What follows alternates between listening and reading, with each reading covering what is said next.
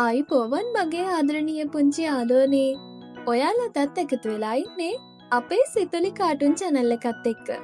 ඔන්න අපි ඔයාලට දත් අරන් ආවා ලස්සනම ලස්සන කතන්දරයක්. මේ කතන්දරේ තියෙන්නේ පුංචිම පුංචි කෑල්ල ළමෙක් එයාගේ යාළුවෝ ටිකත් එක්ක කරපු වික්‍රමයක් ගැන. බලන්නකෝ වීඩියෝ එකේ අන්තිම වෙනකන්. අද කතාවේ එයාලා කොහොමද මේ අභියෝගය ජයගන්නේ කියලා. කතාවට යන්න ඉස්සර වෙලා පුංචි මතක් කිරීමක් කරනවා. අපේ සිතුලි කාටුන් channel එකත් subscribe කරන්න යන්න. ඔන්න ඉස්සර ඈත කාලයක හිම වැටෙන උසම උස කඳු මුදුනක ලස්සන පුංචි ගමක් තිබුණා. ඒ ගම වටේටම ලොකු ලොකු ගස් වගේම පිරිසිදු දියඇලි පවා තිබුණා. මේ ගමේ හිටියා තරු කියලා පුංචි නෑනු ළමෙක්. තරු හරිම කරුණාවන්තයි. එයා හැම කෙනෙක්ටම උදව් කරන හොඳ ළමෙක්. සත්තුන්ට පවා එයා ගොඩක් ආදරේ.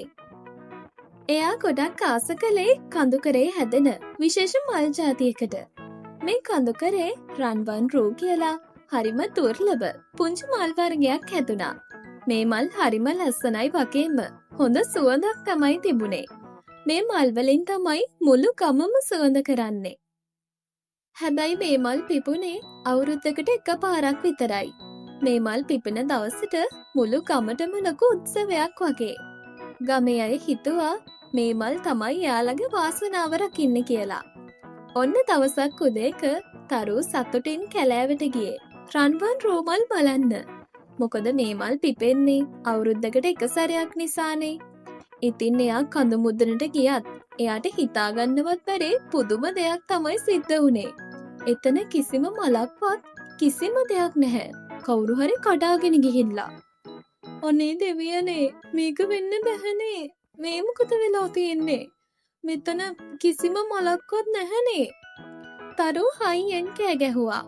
කඳු මුදුනට තර කඩන්න ගිය තරුගේ තාත්තත් මේ සද්දෙට දුවගෙන ආවා. අනේ දුවේ කවුරු හරි අපේ සතුට වාසනාව අරගෙන ගිහිල්ලා. අපි දැන් මොකද කරන්නේ? මේ කතාව අහලා ගමේ හැමෝම දුක් වුණා. තරු තුකෙන් කඟ ළඟ ඉන්නකොට කැලේ ඉන්න පුංචි ගෝන පැටියෙක් එයා ළඟට දුවගෙන ආවා. ඒ ගෝන පැටිය හරිම බුද්ධිමත් කෙනෙක්. තරු අයි මේ ඔයා දන්නේ?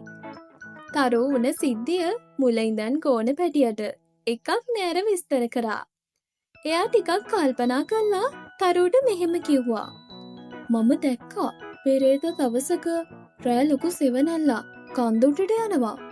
ඔව් තරු මම මගේ මේ ඇස් දෙකෙන්ම දැක්කා. සෙවණැල්ලක්? ඒ කියන්නේ සුරෙක්ද? කන්ද උඩට ගිහිල්ලා තියෙන්නේ.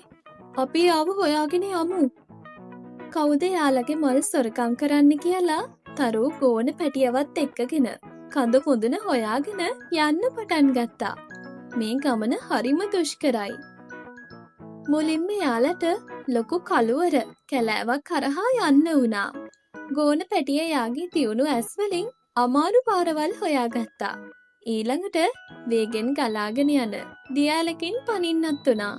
තරු හයියෙන් පැනලා ගෝන පැටියවත් එයා ඉන්න පැත්තට එන්න උදව් කළා. දෙන්න එකිනෙකාට උදව් කරගෙන කන්ද උඩටම ගියා. ටික වෙලාවක් උඩට ගියාට පස්සේ එයාලට පුංචි ගුලක් ළඟ පුංචි පෝස් පැටියෙක් හම්බුණා. එයාගේ නම බන්ටු. බන්ටුට එකපාරක් අසනීප වෙලා හිටිය වෙලාවේ තරු තමයි එයාට කෑම දීලා බෙහෙත් දීලා එයාව සනීප කළේ. බන්ටු තරු දැකලා සතුටින් උඩ පැන්නා. තරු මේ ඔයා කොහෙද මේ ඔයා යන්නේ? තරු බන්ටුටත් මේ වුණ සිද්ධිය මුල ඉඳන්ම කිව්වා. බන්ටු තරුට කිව්වා මම පොඩි වුණත් මගේ කන් දෙකෙන් මට හොඳට ශබ්ද අහන්න පුළුවන්. මම දවසක් කලුඩෙන් යනකොට අමුතු කිරිකිරි සද්දයක් ඇහුණා.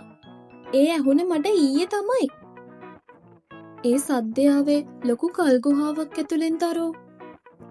යාළුවෝ තුන්දෙනාම බන්ටු කියපු කල් ගුහාව හොයාගෙන ගියා. ටික වෙලාවක් යද්දී එයාලා තුන්දෙනාටම ඈතින් ලොකු කල් ගුහාවක් හම්බුණා.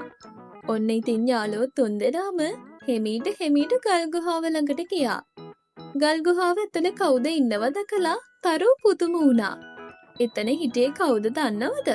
මුළු ගමම බය කරන ලොකුම ලොකු වලහෙක්. එයා හිටියේ රන්වන් රූමල් ගොඩක්. එයාගේ ලොකු පැදුර උඩ තියාගෙන. ඒ මල් දිහා බලාගෙන වලස් මාමා දුකින් මෙහෙම කිව්වා. අනේ මේ මල් නම් හරිම ලස්සනයි. මටත් සතුටින් ඔයාලා වගේ ඉන්න තියෙනවා නම්. ඒත් හැමෝම මට බය නිසා මාව තනි කරනවා. කමක් නෑ. මම ඔයාලව තනියෙන් බලාගෙන සතුටින් ඉන්න.